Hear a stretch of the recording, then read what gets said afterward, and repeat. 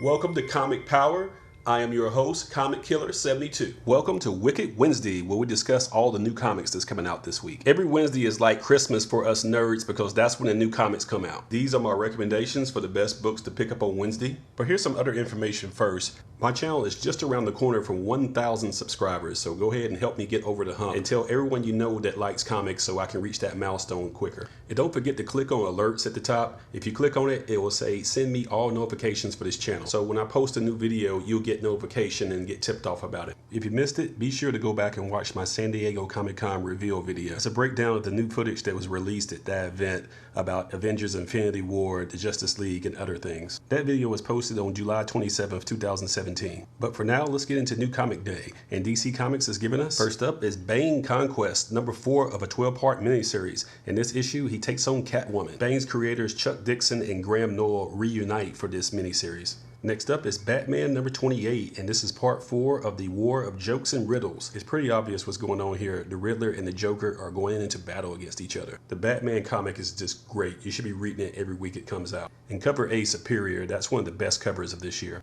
Next up is Batman and Elmer Fudd number 1, which is going to a second printing. Warner Brothers is the parent company that owns both DC Comics and Looney Tunes, so it makes sense they would mash them together and have some fun with it and make a lot of money. The cover price on these are $5, by the way. Comics take themselves too seriously sometimes, so this is most welcome in an adventure in the ridiculous. Next up is Deathstroke number 22. He's got the new black and white uniform and a team backing him called Defiance, which includes some of his own children. In this issue, he takes them on their first mission. Deathstroke made his debut as a villain in the early 1980s, but they've morphed him into more of an anti-hero these days, and more emphasis on the heroic than the anti after the Lazarus contract. Next up is the New God Special number 1. This is a new story based on characters created by Jack Kirby when he came over to DC Comics in the early 1970s. Darkseid, Big Barda, and other characters come out of this universe. DC wants to explore it in movies, but not everybody knows what's going on, so they're doing more explanation in the comics now. This book also has a reprinted backup story from Jack Kirby himself. Next up is the Volume 3 trade paperback of Unfollow. This collects issues number 13 through 18, and it concluded with issue 18, so this is the last trade. I've been raving about this title since I started this channel. It's the story of a dying social media billionaire who's going to leave his fortune to 140 random characters,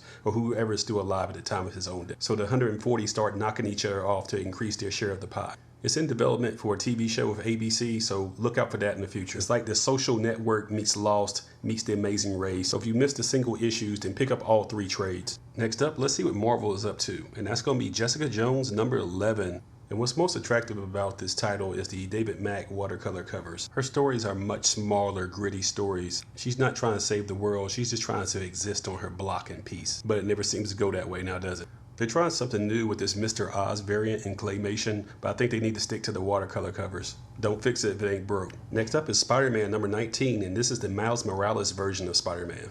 And he takes on the Black Cat in this. She's like the closest thing he has to an arch enemy. She keeps showing up and getting the best of him. The title may confuse some people that don't keep up with comics because they're wondering why is Spider-Man a black guy. Well, Marvel has multiple Spider-Verse related titles, and Spider-Man is Miles Morales. Amazing Spider-Man is Peter Parker. So it's 2 different titles, 2 different characters, and just more money for Marvel. Next up is Generations, Banner Hulk and Totally Awesome Hulk number 1. After Secret Wars number 2, the new Hulk was in the person of Amadeus Cho, a Korean-American teenager and one of the smartest characters in the Marvel Universe. Trying to explain everything about how we got to this point is nearly impossible because Marvel just throws out any established continuity and just go for quick sales. This book is $5 instead of the normal $4, by the way. There's going to be a million variants for this as well. The Alex Ross cover looks kind of crowded, but I still like his style. Next up is True Believers, Kirby, 100th Black Panther, number 1. Jack Kirby would have been 100 years old this year, so DC and Marvel are reprinting a lot of his stuff. This is a reprint of Black Panther's first ongoing series back in the 1970s, and it's only $1. Next up is True Believers, Kirby 100th Captain America Lives Again, number 1. This is a reprint of Avengers number 4, and it's Captain America's first Silver Age appearance. He was co-created by Jack Kirby back in 1941, and this reprint also is just $1. Next up is our report on independent comics and small publishers.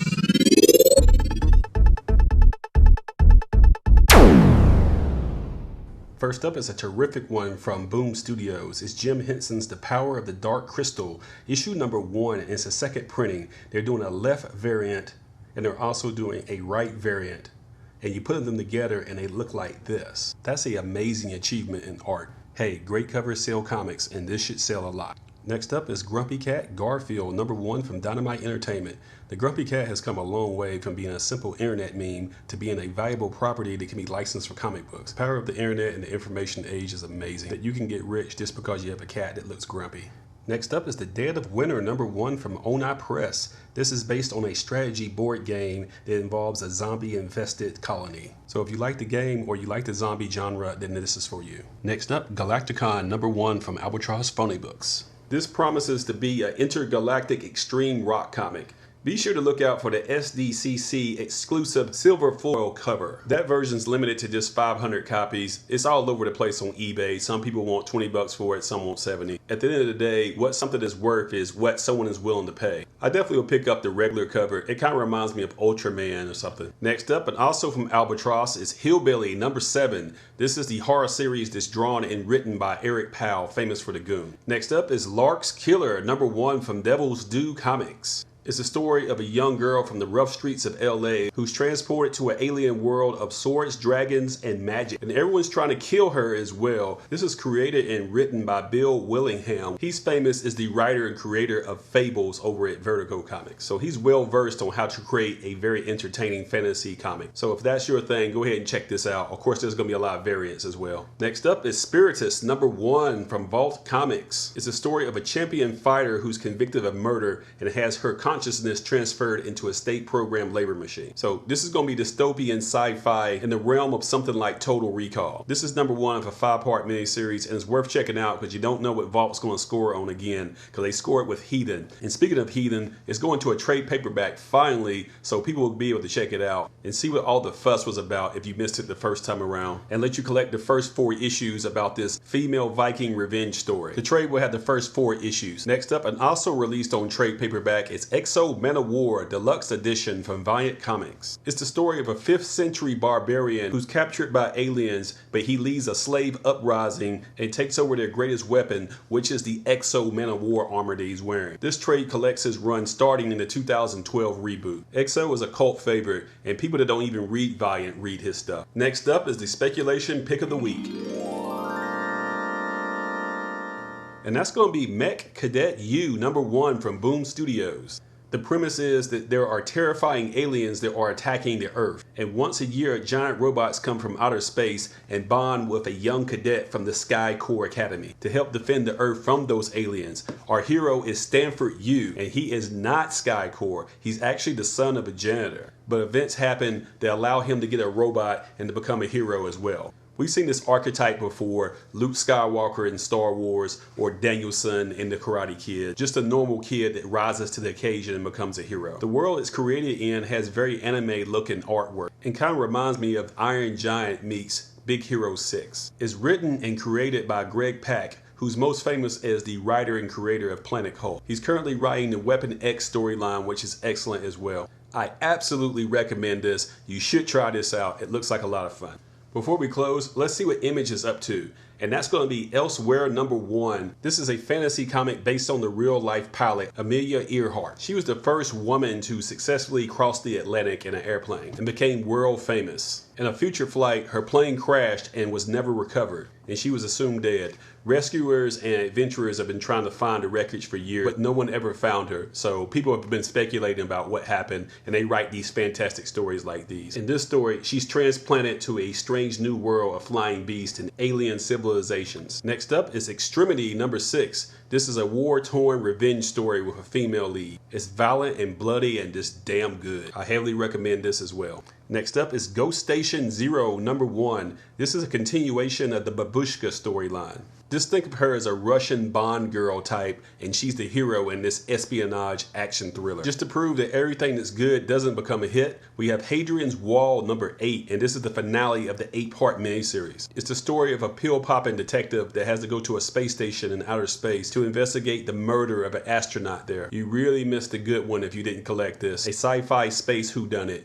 get the trade paperback in the future. Next up is 7 to Eternity #8, and this is sci-fi that did catch on and find its audience. It's written by Rick Remender, who's easily one of the top 5 comic book writers in this business today. He was due for a breakout hit, and this is it. Next up is Sex Criminals #20. This is the critically acclaimed series from Matt Fraction about a couple that can stop time when they orgasm together. They're continuing the XXX cover B variants as well by guest artists. It's in a pink poly bag that you can't see through, and they charge $4.69 for it. Get it? $4.69. I was critical last week of the Savage Dragon for trying a XXX cover last week, but in the case of Sex Criminals, it makes sense because the whole thing's ridiculous and they've been doing this from the very beginning. So based on the premise of what the comic is, that works for Sex Criminals. It doesn't work for Savage Dragon. Sex Criminals is a farce. Savage Dragon is just desperate. Next up is The Walking Dead issue 170. You should be getting this every week that it comes out because #1, it's good, and #2, you don't know which material they're going to use for the TV show in the future, and those particular issues always go up in value if you can wait it out. The TV show is about 3 years behind the comic, and they're adapting it pretty faithfully.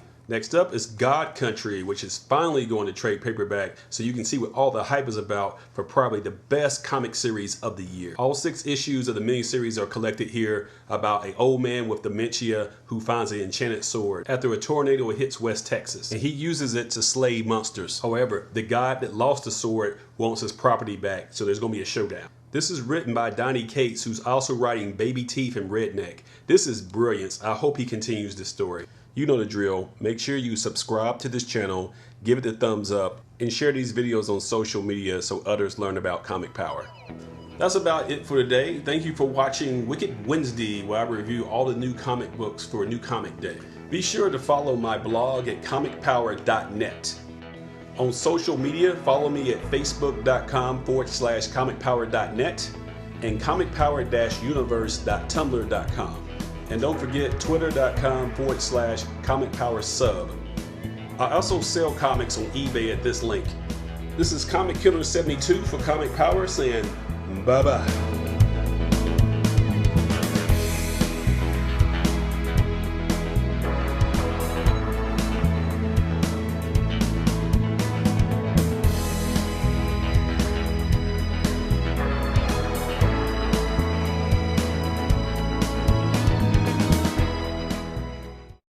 And don't forget to share this video, click on subscribe, give it a thumbs up, and tell everyone you know about this channel to help it grow.